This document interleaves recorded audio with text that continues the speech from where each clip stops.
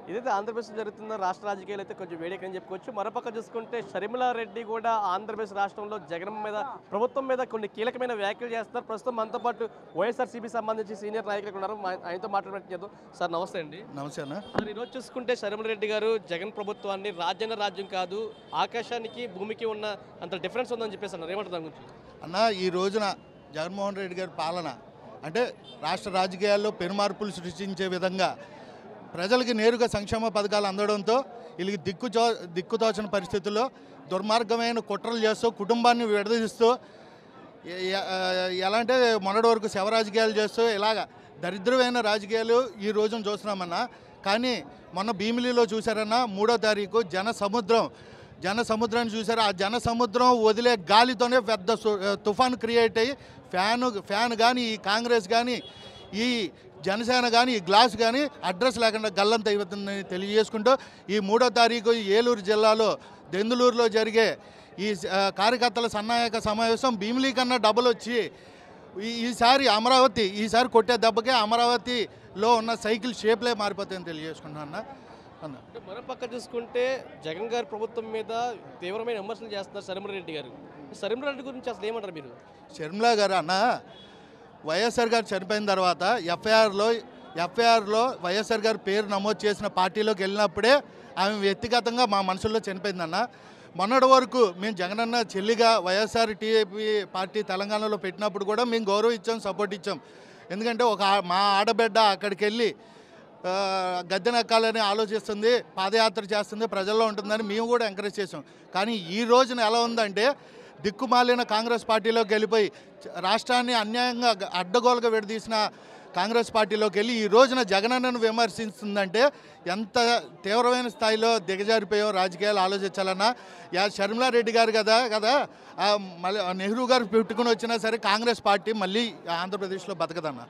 అంటే అభివృద్ధి ఎక్కడుంది? అభివృద్ధి లేదు, టైం మీరు చెప్పండి, నేను వస్తాను, అభివృద్ధి చూపించని చెప్పేసి అంటున్నారు కదా, సవాల్ ఇస్తున్నారు కదా, ఏమంటారు దాని గురించి?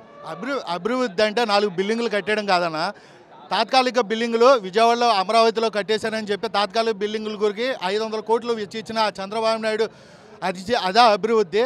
ఎక్కడో హైదరాబాద్ అభివృద్ధి చేశానని చెప్పి రాష్ట్రాన్ని నాశనం చేసి 10 ఏళ్ళు రాజధానిగా ఉన్న ఓటుకు నోట్లు కేసులు ఇరుక్కుపోయి దౌర్భాగ్య స్థితిలో రాష్ట్రాన్ని వదిలేసి వచ్చిన చంద్రబాబు నాయుడు అభివృద్ధి చేశాడని అనుకుంటే నిజమైన అభివృద్ధి ఏంటంటే నిరుపేదలు 4,000 నోట్లోకి వెళ్ళినప్పుడే నిజమైన అభివృద్ధి.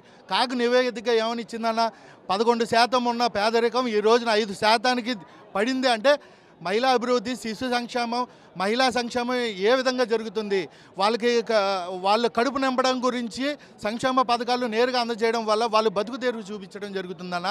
అది అభివృద్ధి. నిరుపేద ఏనాడైతే 4,000 నోట్లోకి వెళ్తాయో నిజమైన అభివృద్ధి అదే జరుగుద్దన్న. విద్యా అభివృద్ధి అన్న. తర్వాత విద్యకి జగనన్న పెట్టిన ఎఫర్ట్ ఎవరు పెట్టలేదన్న. ఈ రోజున ఆ అభివృద్ధి ఎఫెక్ట్ అనేది కనబడపోవచ్చు. కానీ రానున్న తరాల్లో డాక్టర్లు, కలెక్టర్లు ఎన్నో పొజిషన్లో ఈ రోజున పేద పిల్లలు రానున్న తరాల్లో శాసిచ్చే స్థాయికి ఎదుగుతారని తెలియజేస్తున్నా అన్న. అంటే మరోపక్క చూసుకుంటే పవన్ కళ్యాణ్, చంద్రబాబు కూడా మైండ్ గేమ్ ఆడుతుందని చెప్పుకోవచ్చు. మరోపక్క పవన్ కళ్యాణ్ 2 సీట్లు కూడా అనౌన్స్ చేశారు. ధర్మపోతు పాటించలేదని చెప్పేసి అన్నారు. అంటే ఇదంతా ఓటర్లని ప్రభావితం చేసే అవకాశం ఉంది అంటారా? ఓటర్లను ఎవరు ప్రభావితం చేస్తారన్న? ఇదేంటి స్కిల్ డెవలప్మెంట్ స్కామ్లో లోపలికి వెళ్ళినాడు ఒకడో ఎమ్మెల్యేగా కూడా పోటీ చేసి గెలవనివాడు ఒకడు. వాళ్ళిద్దరు కలిపి మమ్మల్ని ఏంటన్నా పీకేది? ముందు 175 నియోజకవర్గాల్లో 175 అభ్యర్థులు నిలబెట్టుకోమను. వాళ్ళ స్థాయి ఎలా ఉందంటే 2 స్థానాలు కాదు కదా, ఎక్కడ నిలబడినా ఆంధ్రప్రదేశ్లో ఎక్కడ నిలబడినా ఆ గ్లాస్ జనసేన పార్టీని, తెలుగుదేశం పార్టీని చెప్పు దెబ్బలు ఇచ్చి పంపించే స్థాయిలో ఈ రోజున సంక్షేమ పాలన ప్రతి ఒక్క ప్రజలకు అందుతుందన్న. పవన్ కళ్యాణ్ సంబంధించి కూడా ఇప్పుడు వరకు కూడా సీట్లు అంటే 2 సీట్లు అనౌన్స్ చేశారు. ఎలా ఉండబోతుంది పవన్ కళ్యాణ్ సంబంధించి కూడా రేపు రాజకీయాలు ఏలూరు జిల్లా మీద? ఏలూరు జిల్లా మీద ఏం మాట్లాడుతున్నారన్నా? పవన్ కళ్యాణ్ అన్న ఊసే వేస్ట్, టైం బొక్క.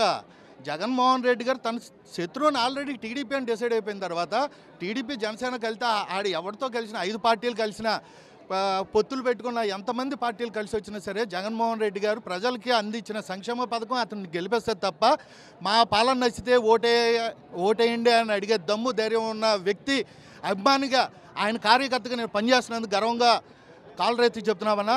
2024లో 170 సీటుకి 170 సీట్లు గెలుస్తాం. కుప్పంలో కూడా వైఎస్ఆర్సీపీ జెండా ఎగరేస్తామన్నా. సార్ చెప్పండి అంటే ఎలా ఉండబోతుంది రాబోయే రోజుల్లో ఎలక్షన్లో ఇది సిద్ధమనే కార్యక్రమం కూడా మనకి ఏలూరు జిల్లా మీద రాబోతుంది. రేపొద్దున జగన్మోహన్ రెడ్డి గారు ఇక్కడ ప్రసంగించే అవకాశాలు ఉన్నాయి. ఎలా ఉండబోతుంది రాష్ట్ర రాజకీయాల భవిష్యత్తు రేపొద్దున?